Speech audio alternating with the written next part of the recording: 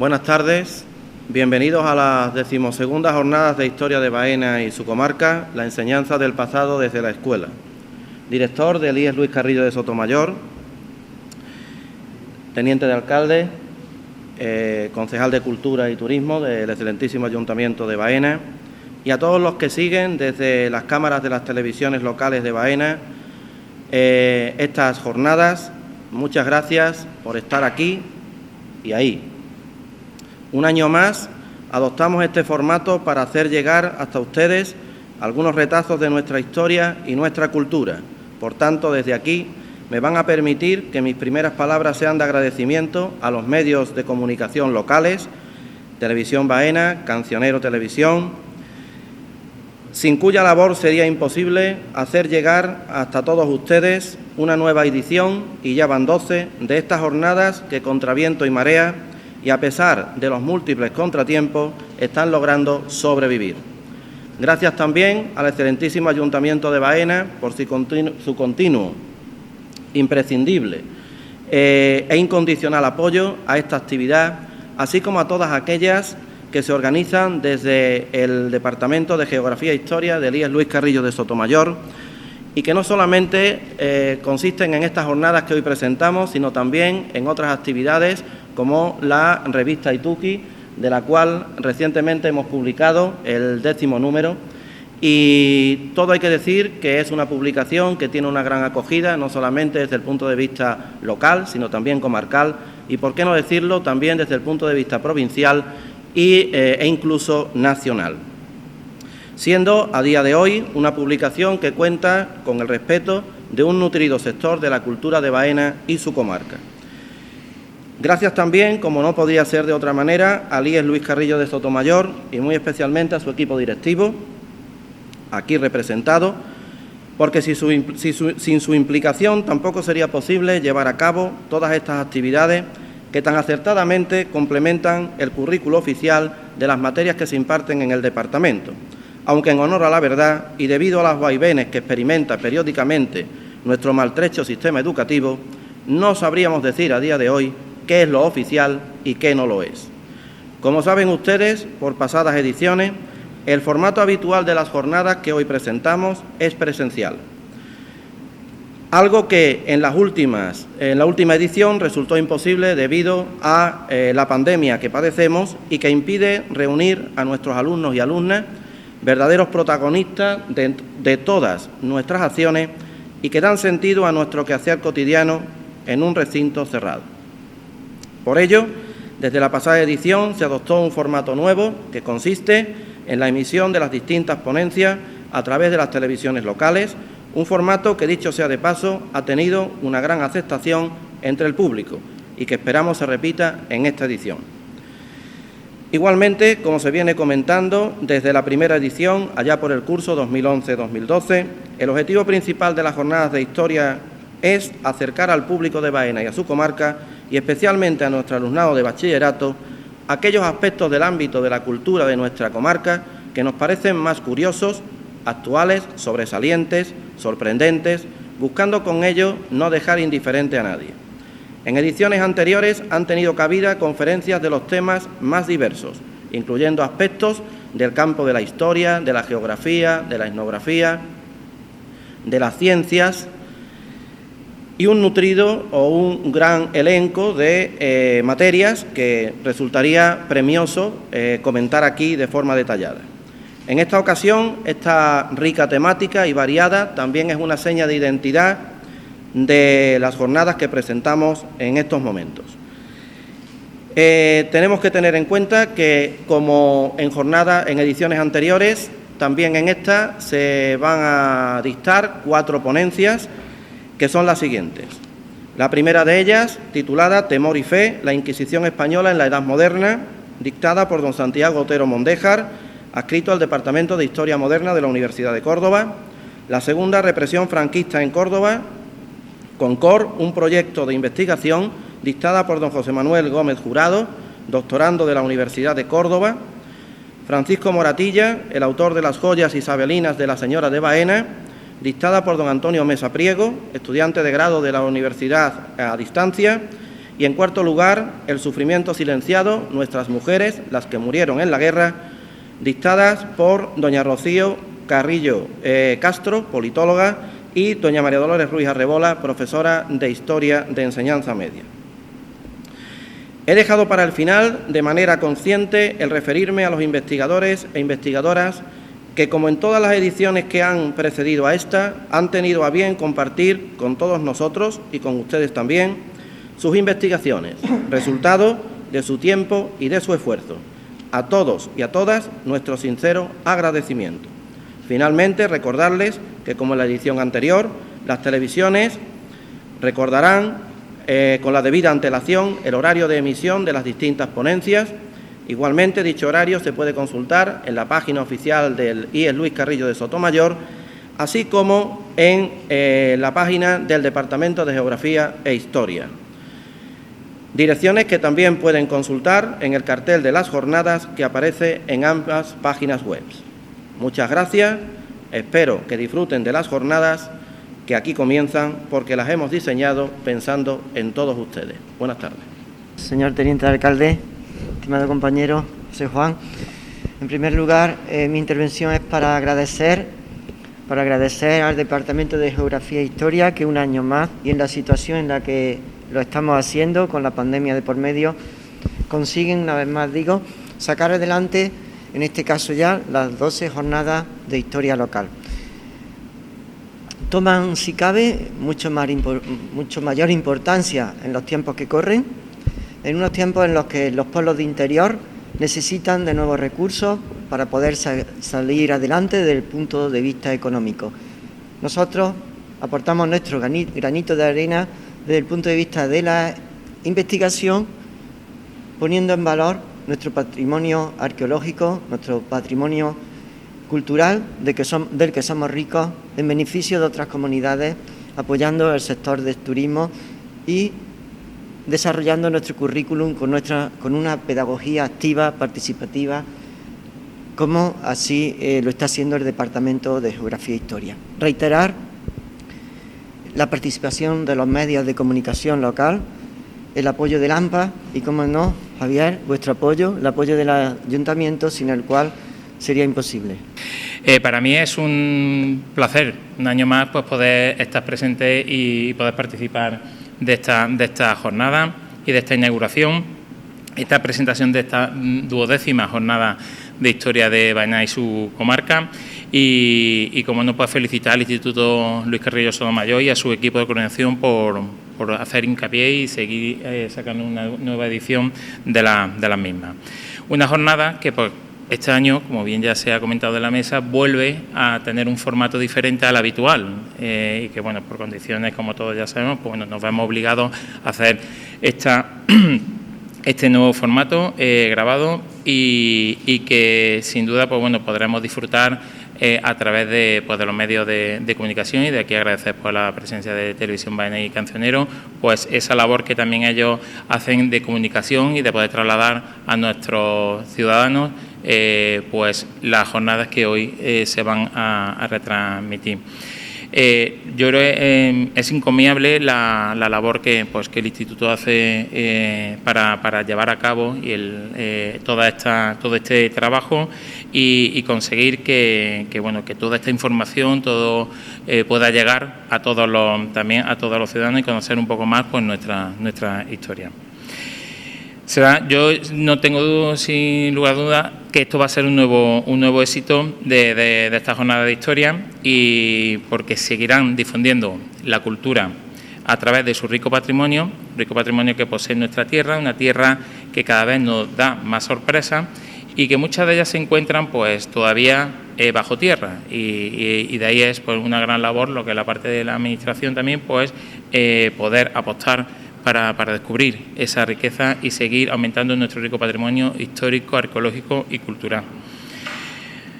Sin duda las 4 ponencias, y de aquí agradecer a los 4 ponentes también su presencia y su asistencia en ella, van a ser, pues no van a dejar indiferentes, nos recorrerán a lo largo de nuestras épocas, de diversos temas, aspectos de la historia de nuestra comarca, y de aquí pues felicitarles por su trabajo, un trabajo que también pues se verá nutrirá, ¿no?, a lo que es ya la conocida revista Ituki, que es una revista de obligada lectura y que plasma pues el valor que tenemos, valor histórico que tenemos en nuestra comarca. Yo creo que en estos tiempos que corren, en los que la historia parece que da miedo saber nuestra historia y que debemos, y que nos marcan, ¿no?, el limitar, conocerla, yo creo que tenemos que hacer más hincapié aún pues, en este tipo de actos. Y yo creo que la historia es importantísima conocerla, porque nos va a dar, conocer nuestra historia es mejorar nosotros en el futuro. Por lo tanto, de aquí yo quiero apostar porque se siga conociendo toda nuestra historia del principio al fin. Y yo creo que en estos momentos, como he dicho, que parece que conocer nuestra historia es difícil o casi imposible, pues yo creo que las ponencias y conocer toda nuestra trayectoria hay que alabarla y, por supuesto, desde la Administración y desde el Ayuntamiento vamos a seguir apostando por apoyaros y seguir pues agradeciendo a todos el rigor que ponéis en ella. Desear simplemente que las jornadas pues tengan un respaldo por parte de la población. Yo creo que, como bien ha dicho José Juan, ya la tuvieron el año pasado y yo creo que van a seguir teniéndola este año, aunque sea también en este formato grabado, y yo creo que va a seguir pues funcionando. Por mi parte nada más, siempre que contéis con el Ayuntamiento de Baena para todo lo que necesitéis, para estas jornadas, para la revista Ituki, todos vos sabéis el apoyo que el Ayuntamiento pone en las instituciones educativas de nuestro pueblo. Agradecer como consejera de Cultura que me hayáis invitado y en nombre de la alcaldesa pues también me transmite que os dé la felicitación por estas nuevas jornadas que presentáis en esta convocatoria, en esta nueva edición. Así que por mi parte, muchísimas gracias. Muy buenas tardes. Van a dar comienzo a estas jornadas de historia de Baena y su comarca, de Baena, de Luque, de Doña Mencía, de Sueros, de Albendín, de Castro, de todos los pueblos de este entorno del sur de Córdoba. Unas jornadas en las que llevamos bastante tiempo trabajando a pesar de todos los problemas, especialmente la epidemia de COVID, que nos hace pues que no puedan ser unas jornadas presenciales dedicadas especialmente a nuestro alumnado, como viene siendo habitual. Comienzan estas jornadas con una ponencia de don Santiago Otero Mondéjar, que es profesor del Instituto López Neira de Córdoba, es doctor en Historia Moderna, con una tesis sobre los moriscos de los reinos de Córdoba y de Jaén, discípulo de nuestro gran amigo y catedrático Enrique Soria, al que desde aquí aprovechamos para mandarle recuerdos y darle las gracias por su colaboración siempre en estas jornadas. Santi es uno de los mayores especialistas en minorías perseguidas, especialmente moriscos de la provincia de Córdoba, yo me atrevería a decir también de Andalucía, incluso mucho más. Ha participado en numerosas conferencias y jornadas de ámbito provincial, regional, nacional e incluso internacional. Tiene publicaciones en numerosas revistas de gran prestigio nacional e internacional y para nosotros pues es un orgullo tenerlo aquí hoy en día para hablarnos sobre la Inquisición española en la Edad Moderna. Sin más, os dejo con él. Muchas gracias. Bueno, pues en primer lugar, muchísimas gracias a Luis Miguel Serrano por la amable invitación que tuvo para participar en esta 12ª jornada de Historia de Baena y su comarca, así como a José Juan, director del Departamento de Geografía e Historia de este instituto, y por supuesto a todas aquellas personas e instituciones que hayan hecho posible la organización de esta jornada, que ya tienen una larga trayectoria e importante. Le agradezco igualmente a Luis su presentación, que siempre es exagerada, como ocurre cuando media un amigo en la misma, pero habida cuenta del tiempo haré una somera análisis, evolución, referencias, sobre todo destinada a la reflexión más bien de de lo que he podido investigar, descubrir a lo largo de muchísimos años de investigación en diferentes archivos del país sobre la Inquisición española, muy particularmente centrada además en su relación, entre comillas, en la persecución contra la herejía en el caso de los moriscos del reino de Castilla, ¿de acuerdo? La conferencia la he titulado Temor y Fe, la Inquisición española en la Edad Moderna. Como saben, la Inquisición se funda en 1478 por una bula que se le concede a los reyes católicos, y ahí en el mapa tienen ustedes cómo se inician o cuándo se fundan, en qué año se fundan los diferentes tribunales de distrito, ¿de acuerdo? A nosotros, por el tiempo con el que contamos y por el lugar en que nos hallamos, solamente nos centraremos en el Tribunal Inquisitorial del Distrito de Córdoba, que engloba, grosso modo, lo que actualmente son las provincias de Córdoba y Jaén, con unos límites un poquito más amplios, pero como pueden ver en el mapa, está bastante bien definido, ¿de acuerdo? Es un tribunal que se funda en 1482. Como toda la Inquisición,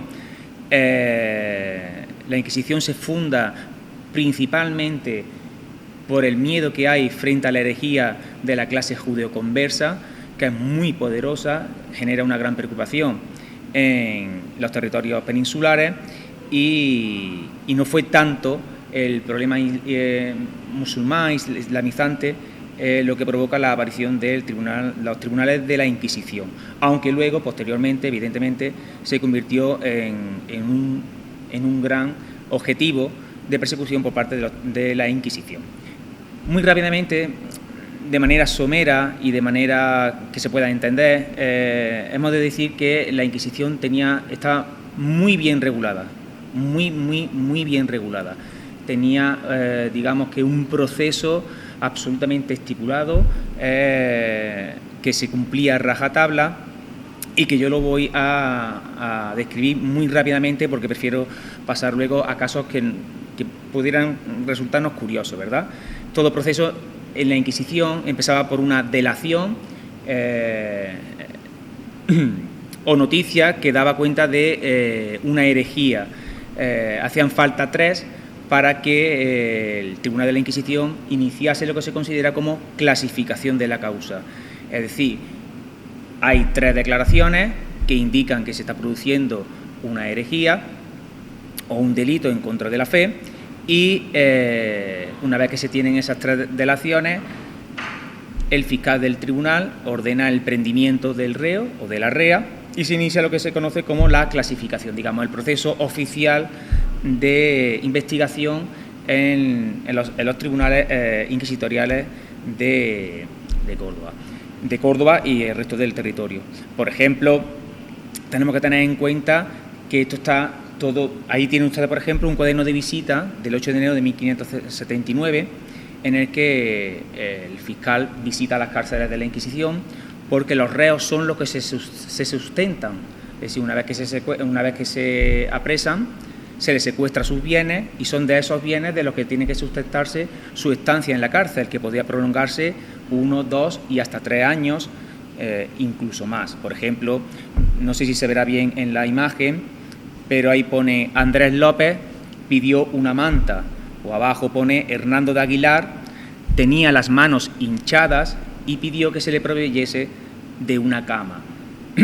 La Inquisición tenía muy bien estipulada el régimen de visita, el régimen de mantenimiento, cómo se debía de mantener, pero siempre intentando dar la imagen de ser garantista para con esos presos, aunque el sistema dilatase excesivamente la estancia en prisión. Saben, por si no lo saben, que para el Reino de Córdoba las cárceles del Santo Oficio se encontraban en el actual Alcázar de los Reyes Cristianos. Ahí tiene usted una imagen de lo que podía ser en aquella época, y ven el río y lo que es al fondo el Alcázar, con la torre donde se encontraba el archivo y la estancia y dependencia que eran las diversas celdas donde se custodiaban a los reos.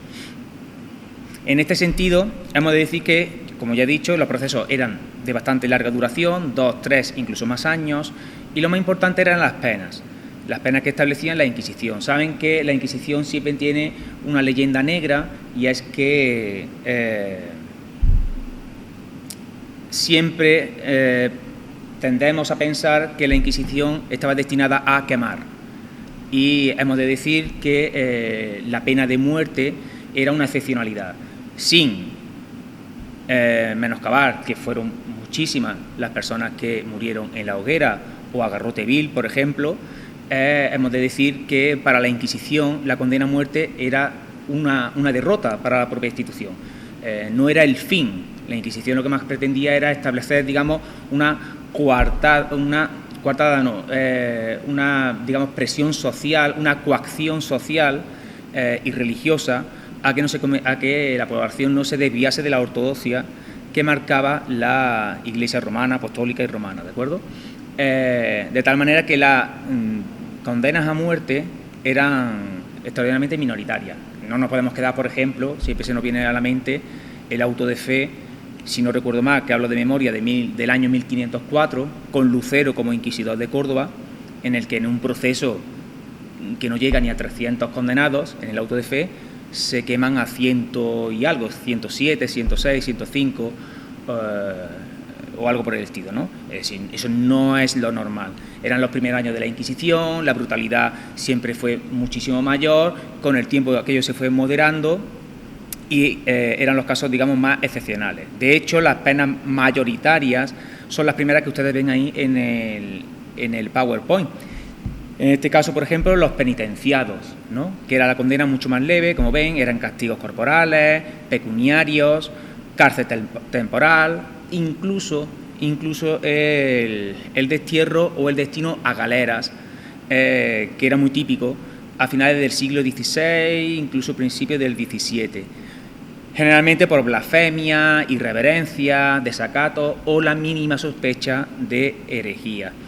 Esta sospecha a su vez tenía 2 grados, la leve y la vehemente, ¿no? De las que el reo debía jurar de levi o de vehementi, como aparece en la documentación, en un auto público de fe. Ahí es donde la Inquisición hace su verdadero trabajo, en el escarnio público, al que somete a los que caen bajo las redes de la Inquisición. Ahí es donde sí verdaderamente quiere actuar la Inquisición, en coaccionar a la población, en advertirle, en un auténtico espectáculo como son los autos de fe. Son muchísimos. En Córdoba, por ejemplo, se suelen celebrar, no siempre, pero mayoritariamente se celebraban en la Plaza de la Corredera.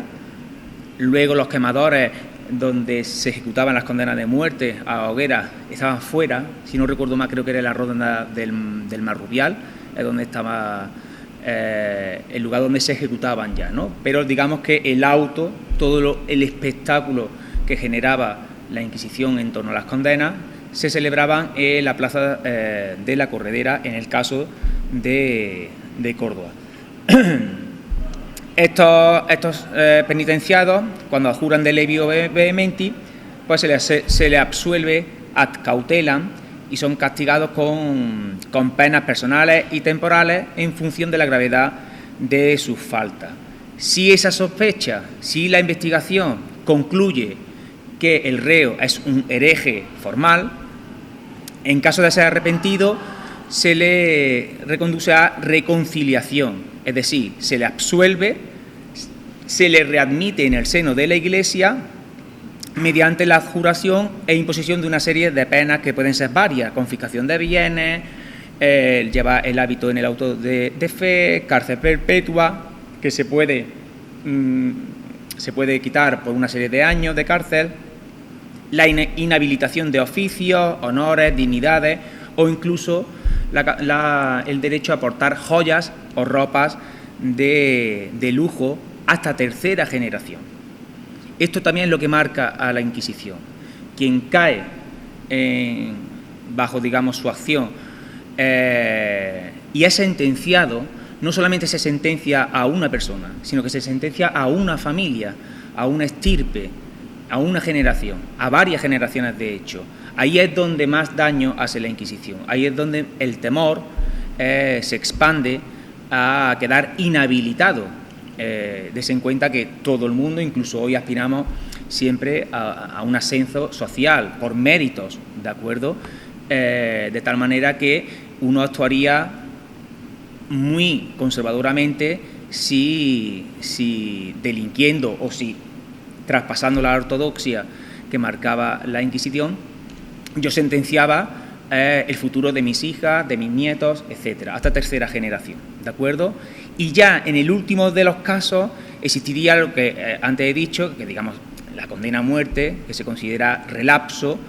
Entonces el brazo eclesiástico le entrega al brazo secular, evidentemente, al reo para que se ejecute la condena a muerte, que generalmente suele ser muerte en la hoguera o por garrote vil, por asfixia. Esto es muy excepcional. Evidentemente la Iglesia, teniendo como uno de sus principales mandamientos el no matarás, no podía ejecutar sus propias condenas. Por eso se entregaba al reo al brazo secular. De tal manera que solamente así la Iglesia no traspasaba un mandamiento que no se puede traspasar, que es el de no matarás. Y por supuesto hay casos de absolución, que son muchos también, ¿de acuerdo? El problema de los casos de absolución es que si pasan 1, 2 o 3 años, la absolución generalmente llega tarde, con las penurias que se pasan, por ejemplo, en las cárceles de la Inquisición. Yo voy a hablar muy someramente de cómo la relación Tribunal de la Inquisición con la minoría morisca. Es una de las especialidades que yo llevo muchísimos años trabajando. En Baena, yo comencé de hecho con la comunidad morisca de Baena. Ahí tienen ustedes un mapa del reparto de los moriscos tras la rebelión de las Alpujarras. Muy brevemente he de decir que, bueno, en 1568 los moriscos del Reino de Granada se sublevan contra Felipe II. Hay una larga guerra de 3-4 años. Felipe II decide desterrar a todos los moriscos del Reino de Granada hacia el interior de los territorios peninsulares, y en el Reino de Córdoba las principales áreas que reciben a estos moriscos los tienen ahí. Córdoba capital, en torno a 4.500, 5.000 moriscos, Lucena, Cabra, El Carpio, y Baena, que recibe en torno a 156, 200 moriscos en la villa. Ahí tienen otro mapa en el que pueden ver una cosa curiosa. A los moriscos siempre se le acusó de ser desleales, herejes, etcétera. Pero fíjense que en los principales territorios en los que se establecen son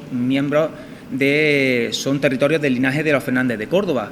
Ahí tienen en verde los territorios de la Casa de Priego, en amarillo la Casa de Cabra y la Casa de Sesa, Baena, y en rojo lo relativo al marquesado de Comares. Es decir, que incluso estos propios nobles que han luchado junto al rey en pacificar las Alpujarras, luego no tienen ningún tipo de pudor en recibir a decenas de estos traidores, que se le acusa de hecho de crímenes de lesa majestad, que es uno de los mayores crímenes que se dan en esta época.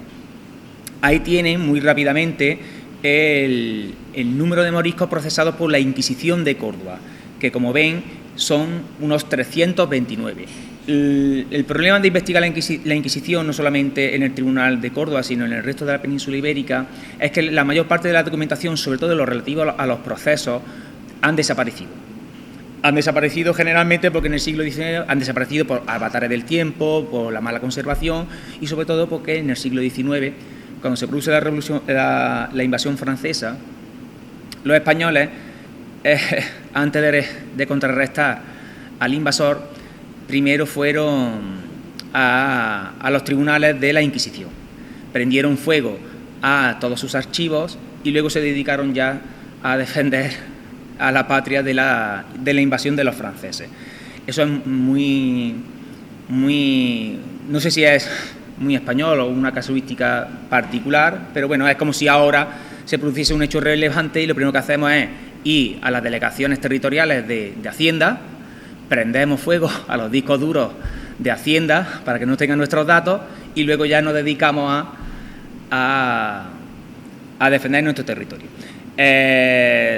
Bromas aparte, esto es muy importante porque la Inquisición crea una base de datos que no tiene parangón, yo creo que en Europa, por ende en el mundo. La base de datos que genera es brutal. ¿Por qué? Porque la Inquisición, reitero, su objetivo fin no es el eliminar, el matar, convertir en relapsos a personas, no, ese no es su objetivo fin. Su objetivo final, sinceramente, es reconciliarlo con el seno de la Iglesia, atraerlos a todo tipo de hereje y a todo aquel que se sale de la ortodoxia que está marcada por la Iglesia. De ahí que los archivos de la Inquisición sean los primeros a los que la población asalta. Dese cuenta que no solamente esos archivos, sino que en todas las iglesias, incluso en las de Baena, en todas, existían los denominados sanbenitos. Es decir, usted tuvo un bisabuelo que fue acusado de converso por judío o porque era judío, han pasado a lo mejor 100 años, usted es absolutamente cristiano y sin embargo ve un San Benito, que es, para que ustedes me entiendan, un trozo de tela, colgado en lo alto de la iglesia, como tiene aquí este segundo piso, y ustedes ven ahí el apellido, Pulido, Baeza, por hereje, en el auto de fe de 1501, y lo mismo usted es descendiente suyo y está en 1610, es absolutamente cristiano, y está el vecino dándote con el codo diciendo, ese es tu bisabuelo, ¿no? Tú fuiste judío, ¿no? ¿Entiende? Esa presión social, ese escarnio, esa digamos, discriminación, eso genera una paranoia en la sociedad española, absoluta, y además comprensible. Claro, estás viendo todos los sanbenitos, todos los apellidos. María, no sé qué, Felipe, no sé cuánto, ahí tienes, mira todo, tu primo, tu abuelo, tu primo segundo, tu hermano, mira, aquí lo de aquella bancada, tú.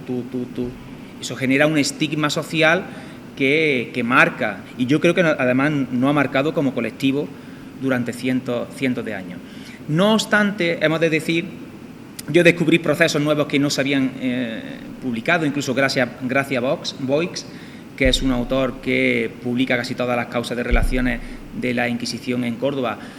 No descubre un par de procesos que tenemos, porque al desaparecer todos los expedientes de los reos, solamente nos quedaron las relaciones de causa. Las relaciones de causa es la correspondencia que se emite entre los tribunales de distrito y la Suprema, el Consejo de Suprema, que se encuentra generalmente donde está la Corte, que generalmente está en Madrid, sobre todo cuando llega Felipe II, y entonces se van dando este tipo de intercambio de información. Pues en las cárceles secretas están fulanito de tal por morisco, fulanito de tal por converso, fulanito de tal por bígamo, fulanita de tal por lo que sea, ¿de acuerdo? Entonces, por lo menos tenemos esa pequeña información, que es muy poca, porque lo que no tenemos es el proceso, no tenemos las declaraciones de los testigos, no tenemos las delaciones, que por supuesto es un proceso muy garantista en cuanto al secreto, lo que llamaríamos, no el secreto de sumario, pero sí el secreto de los testigos, porque aquí, si yo le hubiese enseñado algún proceso, es testigo 1, no pone testigo 1, María Fernández acusa a su vecina Pepita, lo que sea, Baena, de... No. Es testigo 1, testigo 2, testigo 3. Cada uno pone la denuncia, el por qué denuncia, e incluso cuando la defensa del reo o de la rea recibe la información, los fiscales del tribunal se la entregan y ponen testigo 1 dice, testigo 2 dice, y de hecho la defensa responde al testigo 2, respondemos que, porque ya el reo o la rea dice, bueno, pues el testigo 2 puede ser mi vecina, el testigo 3 puede ser mi primo hermano, este cual, y entonces se le va dando respuesta, pero claro, eso genera tal paranoia, permítanme la expresión, que es un sin vivir, ¿de acuerdo? Porque claro, no se le da el porqué. Muchas veces hay casos, y no numerosos, pero se da, en el que el reo demuestra que hay enemistad manifiesta, lo que hoy nosotros denominamos enemistad manifiesta, que no es fácil, pero bueno, en algunos casos son tan absurdas las denuncias que rápidamente se da cuenta de eso. Lo que es más importante es tener en cuenta que calculamos que en torno a 50.000 moriscos son repatriados, son desterrados de Granada, del Reino de Granada hacia el interior de Castilla. Para Córdoba, que el número llega a ser entre 6.000 y 8.000, que como ustedes ven ahí, más de 40 años solamente, entre comillas, se procesase a 329, no es un número exagerado para la época, no lo es. Además, ustedes tienen ahí divididos por reinos, Córdoba y Jaén, libres y esclavos, y a su vez en hombres y mujeres, porque esto es muy importante, que es el papel de la mujer, sobre todo en la minoría morisca, como el elemento principal de mantenimiento de la creencia religiosa, porque la mujer es la que lleva la educación en la casa, es la que se queda con los críos hasta que los críos o las crías ya están en edad de, los hombres generalmente, ayudar en casa con el trabajo, y las mujeres en cuanto que se puedan dotarlas y casarlas, porque eso ha funcionado así durante siglos y siglos. Ahí ven meramente una estadística en cuanto a los reinos de Córdoba y Jaén, ahí divididos nuevamente por sexo y si son libres o no son libres, que son muy importantes para la minoría morisca. Pero paso rápidamente. Ahí ven la evolución el número de procesados del Tribunal de la Inquisición por quinquenio.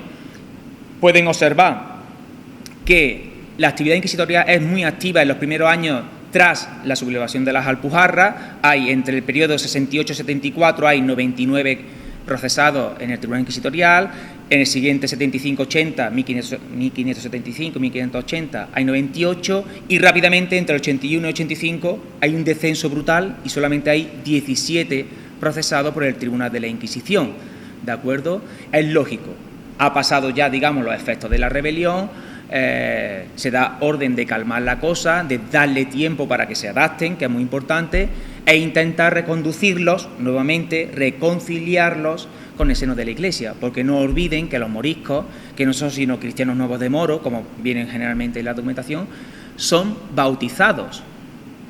Por eso en la Inquisición genera un problema enorme, también con los conversos, es decir, son miembros del seno de la cristiandad.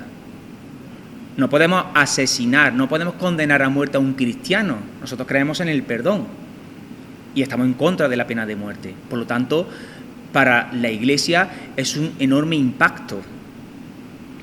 Porque, claro, recibir el bautismo crismal es muy importante, porque es un cristiano. Por lo tanto, cuando se sale de la ortodoxia es un hereje.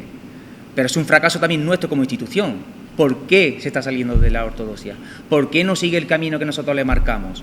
Eso es muy importante. Y después, nuevamente, fíjense cómo hay un pico en torno a 1606, 1606, 1610, que son los años previos a la expulsión. En la corona se tiene prácticamente asumido con Felipe III que hay que expulsar a los moriscos. Y nuevamente la actividad inquisitorial se quiere armar de argumentos de sí, fíjense, es que nuevamente vuelven a delinquir, han pasado 40 años desde la rebelión y esta gente no cambia, siguen insistiendo, siguen siendo ayunando, haciendo el Ramadán, leyendo el Corán, hablando algarabía en árabe, etcétera, ¿de acuerdo? Ahí tienen la distribución por localidades, en este caso en Baena, por ejemplo, para una población de unos 200 moriscos, solamente se procesaron a lo largo de 40 años a 13 personas, comparadas con Córdoba Capital, que aquí se lo estoy señalando, que fueron 88, ¿de acuerdo? Yo que he trabajado, o creo haber trabajado, sobre todo haber leído muchísimos legajos en el Archivo Histórico Nacional, eso no me lo va a quitar nadie. Son números muy relativos, no son números de importancia, sobre todo no son números de importancia comparados con el gran problema de la España, del gran problema para la monarquía de la España moderna, que son el problema judío-converso. Los conversos de judíos, porque esos sí están absolutamente en el entramado social. La desventaja que cuentan los moriscos es que son parias sociales. Creo recordar,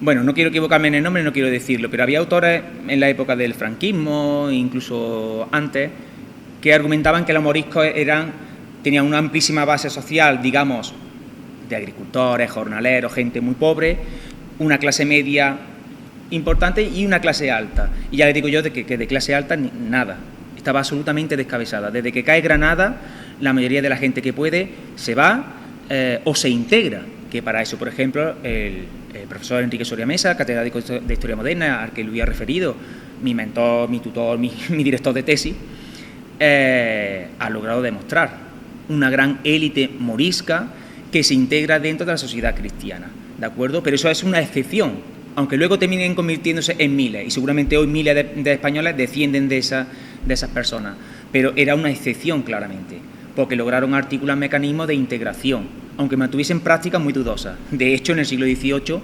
todavía se produce un auto de fe en Granada en el que se apresan a cientos de personas que practican la secta de Mahoma, como aparecía en la documentación. Eso no ocurre con el mundo judío converso. Cuando se expulsan a los judíos, muy pocos salen de la península, y si salen, luego muchos retornan, porque están fusionados, porque tienen una clase media y una clase alta muy poderosa, y están protegidos por los poderosos, por los propios monarcas, sin ningún género de duda. Ahí tiene, por ejemplo, los moriscos de Baena, procesados por la Inquisición, son 13, y ahí tienen los nombres: María de Santa Cruz, mujer de Miguel Hernández; María, Luisa Ruiz, Lucrecia de Jerez, María, Cecilia de Rojas, Beatriz, Juana de Torres, María Hernández, María de Santa Cruz, Bernardina, Elvira. Y fíjense la curiosidad, todas son esclavas.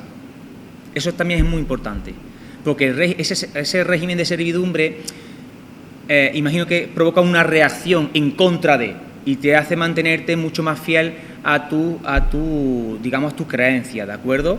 Fíjense, sus edades son muy jóvenes, una hablando en algarabía, y cuando su ama le mandaba a rezar, lo hacía con oraciones de moros; otra, por cosas de la secta de Mahoma. Luisa Ruiz le dijo a otra morisca que no creyese en Dios, sino en la ley de los moros. Llamaba a Jesucristo de Momo. Esta fue reconciliada, se le puso hábito en un auto de fe, 100 azotes y cárcel de 1 año. Y así tienen todos estos casos, ¿no? Por ejemplo, porque no quisiera abusar del tiempo y perdonen la premura y las prisas, voy a citarle varios casos que a mí me parecen muy didácticos para esta cuestión. Por ejemplo, la denominada Junta de Porcuna, una localidad aquí en Jaén. En 1577 se apresan a varias decenas de personas que se están reuniendo. Por ejemplo, dice en esta junta, dice, se reunían con otros moriscos que se juntaban en una casa de Porcuna a hacer el zala creo que lo tienen aquí, que es el baile que tienen aquí representado en la presentación, y tratar de pasarse a Berbería, al norte de África, para que ustedes lo entiendan. Y uno de ellos había remedado, es decir, había burlado al clérigo cuando decía misa, por hacer burla de ella. Se llegaron a detener a 21 personas, por ejemplo, a Diego Hernández el Tautaní, porque en la dicha junta les decía que él había sido alfaquí en Berbería y era mejor la secta de Mahoma, y enseñaba a hacer el guadoc y zala y rezar oraciones de moros. El guadoc es las abluciones que tienen que realizar los musulmanes antes de los rezos. Luis Pérez Hurtado, por haber sido alfaquí en Mallorca. Luis de Arbi, que confesó haberse hallado en la dicha junta de moriscos y hecho el zala y rezado oraciones de Mahoma, y ayunar el mes de Ramadán. Actualmente llevamos 6-7 días del Ramadán, para que ustedes lo sepan. Aun cuando estuvo negativo, manifestó que en la sierra le hicieron hacer el zala a la fuerza. Apareció ahorcado en las cárceles. Una cosa muy curiosa. De todos que tienen aquí la lista, que no sé si se verá bien, fíjense, las condenas son reconciliado, es decir, démosle una oportunidad, se le castiga pecuniariamente, a algunos se le mandan a galera, pero fíjese, que aparece ahorcado en las cárceles, la sentencia fue condenado relajado en estatua, que significa que una vez muerto se queman sus huesos. El único que hay muerto. Fíjense lo que vengo diciéndolo, la Inquisición no quería condenar a muerte, pero utiliza a un muerto que se ha ahorcado en las cárceles secretas, seguramente porque no fue capaz de soportar los tormentos de los interrogatorios o las penurias de las cárceles, se ahorca y aprovecha la Inquisición el muerto para dar un escarmiento. De tal manera que, por ejemplo, en esta imagen de un auto de fe, ven ustedes la comitiva, que estaba todo muy bien organizado y sincronizado. Ahí ven a una serie de portadores con unos cofres, generalmente de cobre, si no me equivoco, en el que a aquellas personas que se le condenan a ser relajados en estatua, pues se desentierran sus huesos en función de si ha pasado mucho tiempo o no, y esos huesos son los que se incineran, ¿de acuerdo? ¿Qué sirve de esto? Esto no valía para que la Inquisición diese un susto, un aviso. Oye, cuidado. Pero hay una gran contradicción. A los otros 20 los sentencia a ser reconciliados. Y a uno que ha aprovechado que se ha muerto, lo quemamos. ¿De acuerdo?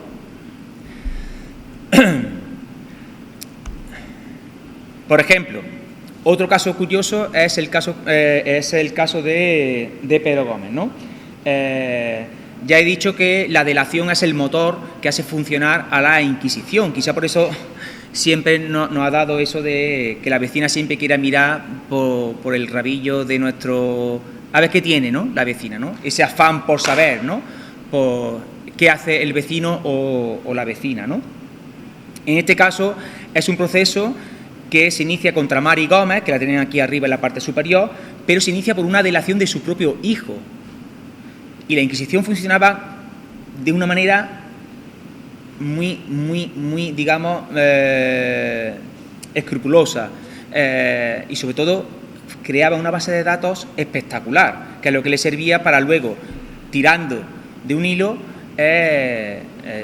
digamos que deshilachar toda la madeja, ¿de acuerdo? Fíjense en esta imagen que tienen aquí, que de la delación de un hijo a su madre sale toda una correlación de relaciones, ¿no? Por ejemplo, denuncia este hijo que moriscos y moriscas, vecinos de esta ciudad, que eran moros y vivían en la observancia de la secta de Mahoma, y les había visto ayunar haciendo el Ramadán. Le insistían en que guardasen también la secta de Mahoma, diciéndole que era la buena y no la ley de los cristianos. A partir de ahí salen 8 testigos más que siguen testificando, pues haber visto muchos ritos haciéndole a esta gente, Mari Gómez, muchos ritos y ceremonias de la dicha secta, ayunos, guadoc y zala, y guardar pascuas y rezar oraciones de moros. Luego sale otro hermano de este Pedro Gómez, hijo también de Mari Gómez, que dice que era moro y que guardaba la secta de Mahoma y que por supuesto había visto hacer ceremonias y demás ritos a otros muchos. Esto es muy importante porque la Inquisición funciona en base a este tipo de delaciones, y esto le permite formar una base de datos que les permite controlar en este caso a la minoría morisca el por qué y el cómo, ¿no? Otro caso significativo que no quisiera abusar y quisiera ir terminando, por ejemplo, es el de los Berrios y el Alcorán en Baeza. Esta historia también es alucinante porque esta, por ejemplo, sí toca a una pequeña élite morisca de la que ha estudiado muchísimo el profesor Soria en Baeza. Esto, bueno, la cuestión es muy... el alguacil de Baeza va con dos acompañantes por las calles y empieza a oír muchísimos ruidos, unos ruidos extraños a lo normal, ¿no? Y entonces le dice a sus compañeros: prestad atención, que no sé qué está ocurriendo. Y escucha, él dice, testimonia, como que escucha hablar y le suena como algarabía. Entran de sorpresa a la casa. Y entonces pues hay una morisca muy vieja, dice la documentación, que intenta interponerse en medio, gente que corre, sube y baja escaleras. Total, que cuando suben a la planta de arriba se encuentran a Luis de Berrio, que es bachiller, que está estudiando artes en Baeza, y lo ve como que tira unos libros detrás de un cofre. Y entonces este alguacil se acerca, el otro se quiere interponer, no mire, sí, no mire, y mira y saca unos libros, ¿no? Con la letra del bachiller. Y es que estaba traspasando el Alcorán, que es el Corán, ¿de acuerdo? Además en aljamiado, que saben que es con grafía árabe, pero escrito en castellano, pero con grafía árabe, ¿no? Este proceso destapa, digamos, una red muy importante que además provocó escándalo, como dicen, en toda Baeza y en toda la comarca. Dice, Lorenzo de Berrio es uno de los más influyentes personajes de la segunda mitad del siglo XVI. Tuvo un papel destacado en la negociación que mantiene con con los reyes para que muchos moriscos volviesen al Reino de Granada, sobre todo esta pequeña élite que existía, y decía, por ejemplo,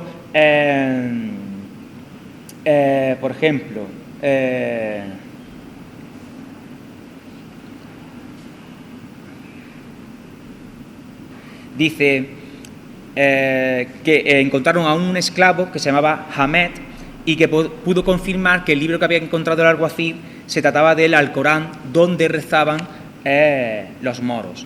De tal manera que lo que vengo a decir es que la persecución fue muy importante, que se mantuvieron prácticas islamizantes en no pocas partes del territorio peninsular y sobre todo en lo que se circunscribe al Tribunal de Córdoba y Jaén.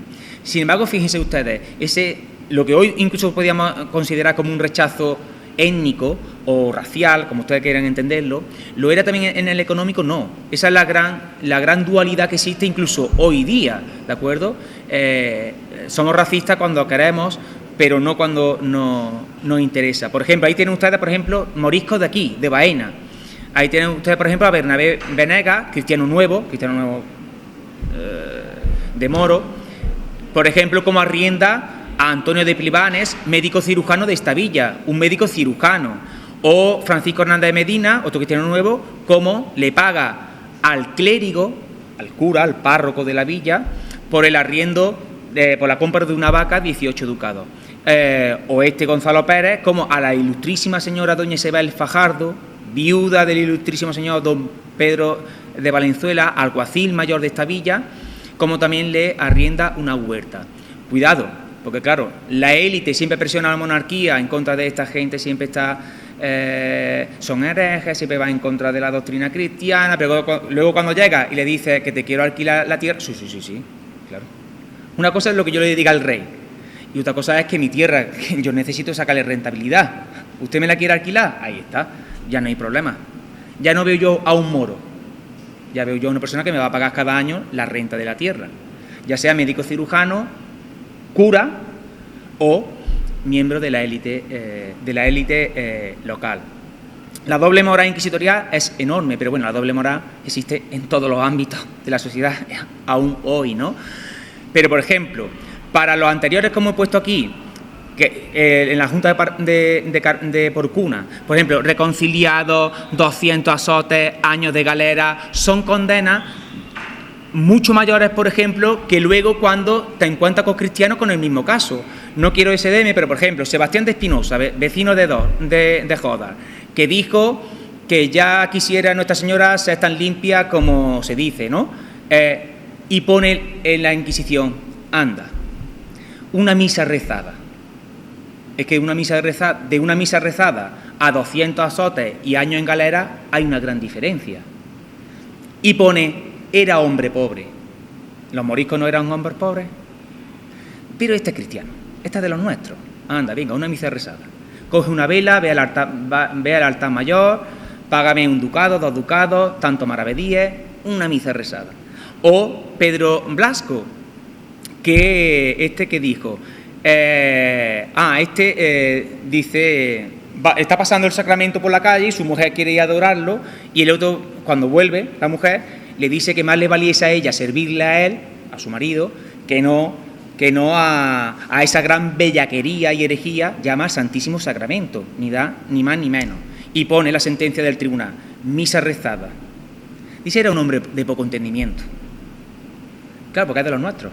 Era un hombre de poco entendimiento, un hombre de campo. ¿Qué le vamos a pedir? Tampoco a este no se le reconcilia, a este no se le dan 200 azotes, a este no se le manda a galeras. ¿Entienden? Por eso hay una doble sociedad. Los que son de primera clase y los que son de segunda clase. Dentro de primera clase hay muy ricos, medianos, pobres, paupérrimos, pero son de los nuestros. Son de los nuestros.